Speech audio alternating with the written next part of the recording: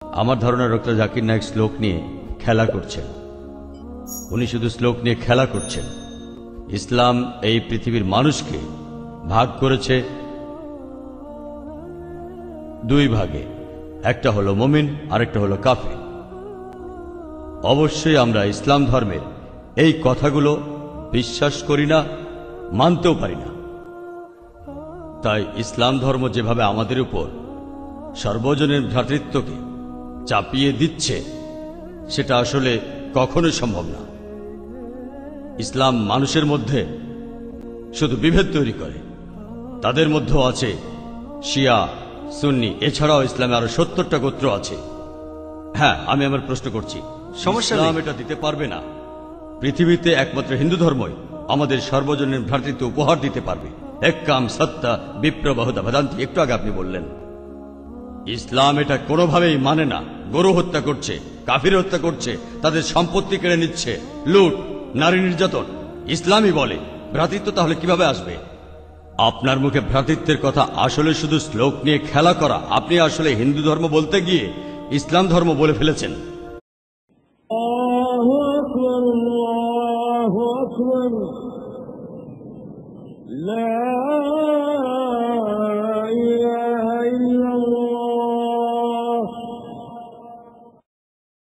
শুধু শ্লোক নিয়ে খেলা করা। আপনি আসলে হিন্দু ধর্ম বলতে গিয়ে ইসলাম ধর্ম বলে ফেলেছেন। ভাই, আপনি বেশ কিছু মন্তব্য করেছেন। আর ইসলাম বলে ইন্নাল্লাহ মা'আস সাবিরিন, নিশ্চয়ই আল্লাহ তাদের সঙ্গে আছেন যারা ধৈর্যশীল। ভ্রাতৃত্ব বজায় রাখতে গেলে আপনাকে ধৈর্যশীল হতে হবে। ধৈর্যশীল যদি আমরা না হই, তাহলে ভাইয়ের সাথে ভাইয়ের যুদ্ধ লেগে যাবে। ইসলাম বলছে সূরা আল বাকারার ১৫৩ নম্বর আয়াতে আছে, ইন্নাল্লাহ মা'আস সাবিরিন, নিশ্চয়ই আল্লাহ ধৈর্যশীলদের সঙ্গে আছেন। আর ভ্রাতৃত্ব বজায় রাখতে চাইলে ধৈর্যশীল হতে হবে। আর আমি এখানে উপস্থিত গুরুজনদের শ্রদ্ধা করি। তিনি হয়তো হিন্দু ধর্ম সম্পর্কে ভালো জানেন, তবে দুঃখিত যে আমি তার সঙ্গে একমত নই। ইসলাম সম্পর্কে তার জ্ঞান কিছুটা কম। আর ওনার সাথে আমি একমত যে ইসলাম ধর্মে মানুষকে দুই ভাগে ভাগ করা হয়। একটা হলো যারা বিশ্বাসী মুমিন, আরেক দল হলো কাফির, উনি যেভাবে বললেন।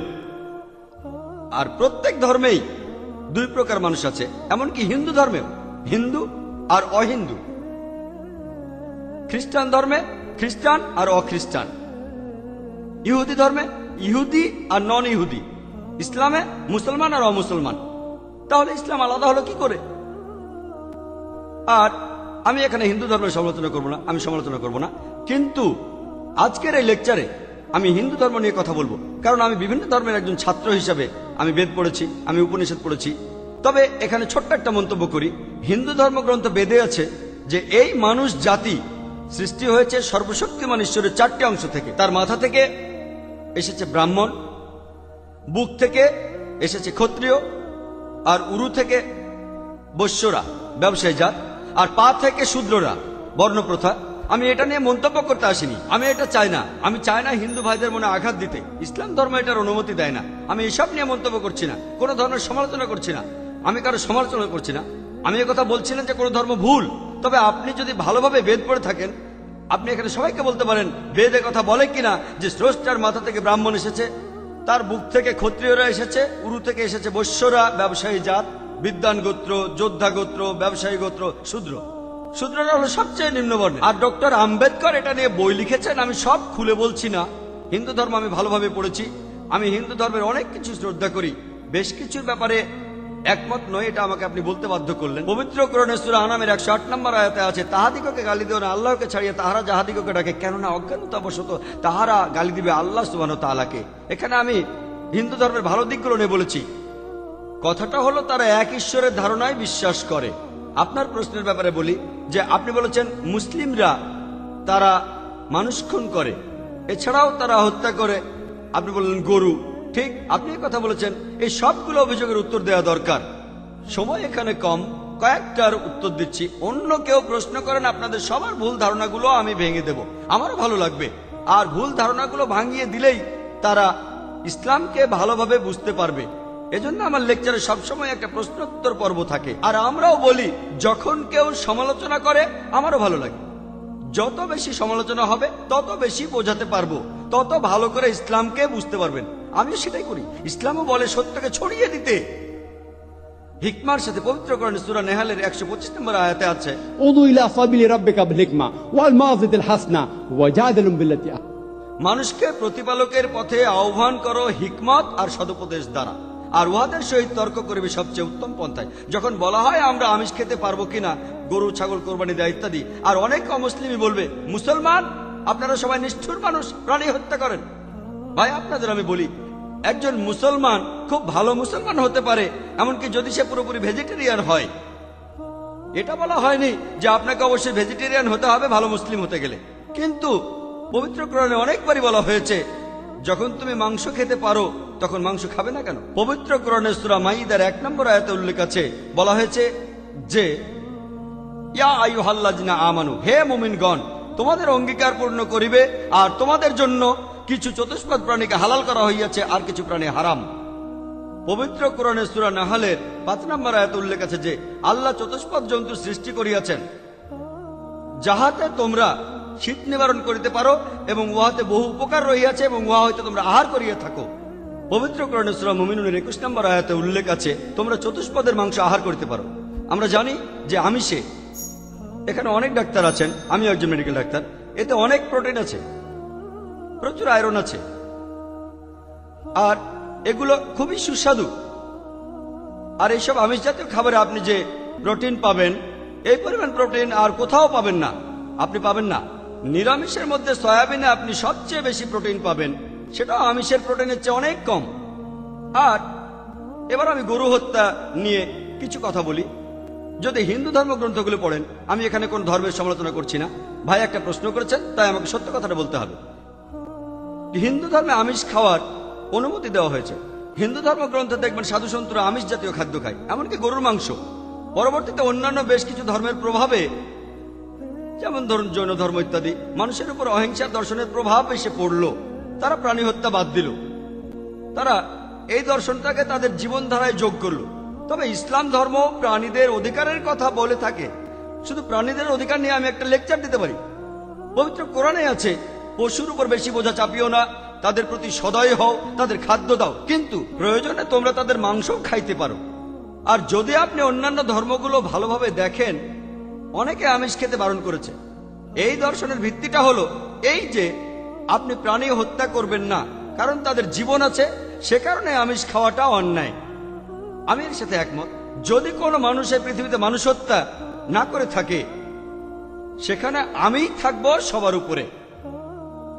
সর্বজনীন ভ্রাতৃত্ব হিন্দু ধর্মে আছে যে সব প্রাণী আপনার ভাই। প্রত্যেক প্রাণী হোক সে সাপ, পাখি অথবা পতঙ্গ। আমি আপনাদের একটা প্রশ্ন করছি যে কোন মানুষটা হাজার হাজার ভাইকে না মেরেও 5 মিনিটের জন্য বেঁচে থাকতে পারে? এখানে যারা মেডিকেল সায়েন্স পড়েছেন তারা ভালো বুঝতে পারবেন যে আপনারা যখন নিঃশ্বাস নেন তখন আপনার শরীরে প্রচুর ময়লা জীবাণু ঢুকে, সেগুলোকে মেরে ফেলেন। তার অর্থ এই ধর্মে বাঁচার জন্য আপনার ভাইদের আপনি মেরে ফেলছেন। ইসলামের সর্বজনীন ভ্রাতৃত্ব বলে মানুষ জাতির প্রত্যেকেই আপনার ভাই।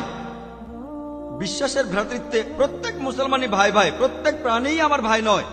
তবে অন্য প্রাণীদের রক্ষা করতে হবে, তাদের ক্ষতি করবেন না, বিনা কারণে তাদের অত্যাচার করবেন না, তবে প্রয়োজন হলে সেগুলোর মাংস খেতে পারেন। তাই যে দর্শন বলে আমিষ খাবার খাওয়া অন্যায়, কারণ এখানে আপনি প্রাণী হত্যা করছেন, বিজ্ঞান প্রমাণ করেছে, এমনকি গাছপালারও জীবন আছে, আপনারা জানেন। তাই একথা এখানে খাটছে না যে প্রাণী হত্যা করা অন্যায়। তাই এখন তারা যুক্তিটা পাল্টে বলল যে আচ্ছা, গাছেরও জীবন আছে, তবে তারা ব্যথা অনুভব করে না। তাই গাছ হত্যার চেয়ে প্রাণী হত্যা অনেক বড় অপরাধ। প্রাণী হত্যা অনেক বড় অপরাধ। গাছও ব্যথা অনুভব করে, এমনকি গাছও কাঁদতে পারে, গাছেরও ভালো লাগতে পারে। তাই গাছ ব্যথা অনুভব করে না, এটা টিকলো না। এখানে ব্যাপারটা হলো যে গাছের কান্না মানুষ শুনতে পায় না, কারণ মানুষ কানে যে শব্দ শোনে সেটা সীমা 20 সাইকেল পার সেকেন্ড থেকে 20,000 সাইকেল পার সেকেন্ড। এই সীমার মধ্যে কিছু হলে মানুষ সেটা শুনতে পায়, এই সীমার নিচে বা উপরে মানুষ কিছু শুনতে পায় না। যেমন ধরুন কেউ যদি ডগ হুইসেল বাজায়, ডগ হুইসেল চেনেন, যেটাকে বলে সাইলেন্ট ডগ হুইসেল। যখন কেউ এই হুইসেল বাজায়, এটা সীমা হচ্ছে 20,000 সাইকেল পার সেকেন্ডের উপরে, 40,000 সাইকেল পার সেকেন্ডের নিচে। কুকুর 40,000 সাইকেল পার সেকেন্ড পর্যন্ত শুনতে পায়। তাই কেউ যদি হুইসেল বাজায়, কুকুর হুইসেলটা শুনতে পারে কিন্তু মানুষ শুনতে পায় না। এটাকে বলা হয় সাইলেন্ট ডগ হুইসেল। একইভাবে গাছপালার যে কান্নাকাটি আমরা মানুষরা কিছুই শুনতে পাই না, তবে গাছও কাঁদে, তারাও ব্যথা অনুভব করে। আমাদের একজন ভাই বললেন, যিনি বিষয়টা নিয়ে বেশ তর্ক করছিলেন, আর আমাকে বললেন, ভাই জাকির, আপনার কথা আমি মেনে নিলাম যে গাছপালারও জীবন আছে, তারাও ব্যথা অনুভব করে, তবে আপনি কি জানেন যে গাছের দুটো ইন্দ্রিয় কম আছে, তাদের 3টা ইন্দ্রিয় আছে, পশু পাখির ইন্দ্রিয় আছে 5টি। তাই গাছপালা হত্যার চেয়ে পশু হত্যা করা অনেক বড় অন্যায়। আমি তাকে বললাম যে ভাই, ধরুন আপনার একজন ছোট ভাই আছে, সে ছোটবেলা থেকে বোবা আর কালা, দুটো ইন্দ্রিয় কম। সে বড় হওয়ার পরে কেউ একজন তাকে খুন করে ফেললো, আপনি কি বিচারককে বলবেন, ও মি লর্ড, এই খুনিকে কম শাস্তি দিন কারণ আমার ভাইয়ের দুটো ইন্দ্রিয় কম ছিল? এই কথাই বলবেন? আপনি বলবেন, ও মি লর্ড, তাকে দ্বিগুণ শাস্তি দিন কারণ সে একজন নিষ্পাপ মানুষকে হত্যা করেছে। তাই ইসলামে এটা কোনো যুক্তি নয় যে 2 বা 3টা ইন্দ্রিয়। পবিত্র কোরআনের সূরা বাকারার 168 নম্বর আয়াতে আছে, যে বৈধ খাদ্যবস্তু আছে তাহা তোমরা আহার করো। তার অর্থ যেগুলো বৈধ আর হালাল খাবার সেগুলো খেতে পারো। আর এ কারণে আপনারা দেখতে পাবেন যে গবাদি পশু, আল্লাহ সুবহানাহু ওয়া তাআলার ইচ্ছায় গবাদি পশু বংশ বিস্তার করে বেশ তাড়াতাড়ি, মানুষ এবং অন্যান্য পশুর তুলনায় বেশ তাড়াতাড়ি দ্রুত বংশ বিস্তার করে। যদি আপনার কথা মেনে নেই যে মানুষ কোনো গবাদি পশু খাবে না, তাহলে পৃথিবীতে গবাদি পশুর পরিমাণ অনেক বেড়ে যাবে, অনেক বাড়বে। আর বললেন গরু হত্যা করা, এ নিয়ে বই লিখেছেন মৌলানা আব্দুল করিম পারেক। গো হত্যা, গরু কোরবানি কে জন্য দায়ী? যদি ভালোভাবে দেখেন, যারা চামড়া নিয়ে ব্যবসা করে, গরুর চামড়া, মুসলিম অমুসলিম উভয়ই আছে, চামড়া, গরুর চামড়া, তারা এটা করে। তাই এটা থেকে যারা উপকার পাচ্ছে এই গোহত্যা থেকে, তাদের মধ্যে মুসলিমদের চেয়ে অমুসলিমরাই বেশি। তাই যদি ইতিহাস ভালোভাবে জানেন আর যুক্তিও ভালোভাবে বোঝেন, আমরা জানি আল্লাহ বলেছেন যে বৈধ খাদ্যবস্তু আছে তাহা তোমরা আহার করো, যদি এটা খান এতে কোনো সমস্যা নেই। এছাড়াও যদি ভালোভাবে দেখেন, তৃণভোজী প্রাণীর দাঁতগুলো যদি দেখেন, গরু, ছাগল, ভেড়া, তারা শুধু শাকসবজি খায়, তাদের দাঁতগুলো সব সমান। যদি আপনারা মাংসাশী প্রাণীর দাঁতগুলো ভালোভাবে খেয়াল করেন, সিংহ, বাঘ, চিতাবাঘ, তাদের দাঁতগুলো খুব সুচালো, তারা শুধু মাছ মাংস খায়। যদি আপনি মানুষের দাঁত দেখেন, আয়নায় আপনার নিজের দাঁত দেখতে পারেন, আমাদের সুচালো দাঁত আছে, সমান দাঁতও আছে। যদি সর্বশক্তিমান ঈশ্বর আমাদের শুধু নিরামিষ খেতে বলতেন, তাহলে আমাদের সুচালো দাঁত দিলেন কেন? কেন? আমিষ খাওয়ার জন্য? যদি আপনারা তৃণভোজী প্রাণীদের পরিপাকতন্ত্র ভালোভাবে খেয়াল করেন, গরু, ছাগল, ভেড়া, তাদের পরিপাকতন্ত্র শুধু নিরামিষই হজম করতে পারে। মাংসাশী প্রাণীগুলোর পরিপাকতন্ত্র, বাঘ, সিংহ, চিতাবাঘ, তারা শুধুমাত্র আমিষ হজম করতে পারে। আর আমাদের মানুষের পরিপাকতন্ত্র আমিষ নিরামিষ দুটোই হজম করতে পারে। যদি সর্বশক্তিমান ঈশ্বর আমাদের শুধু নিরামিষই খেতে বলতেন, তাহলে কেন এমন পরিপাকতন্ত্র দিলেন যেটা আমিষ নিরামিষ দুটোই হজম করতে পারে? তাই বিজ্ঞান নিয়ে যদি পরীক্ষা করেন, সৃষ্টিকর্তা আমাদের আমিষ নিরামিষ দুটোই খাওয়ার অনুমতি দিয়েছেন। আশা করি উত্তরটা পেয়েছেন।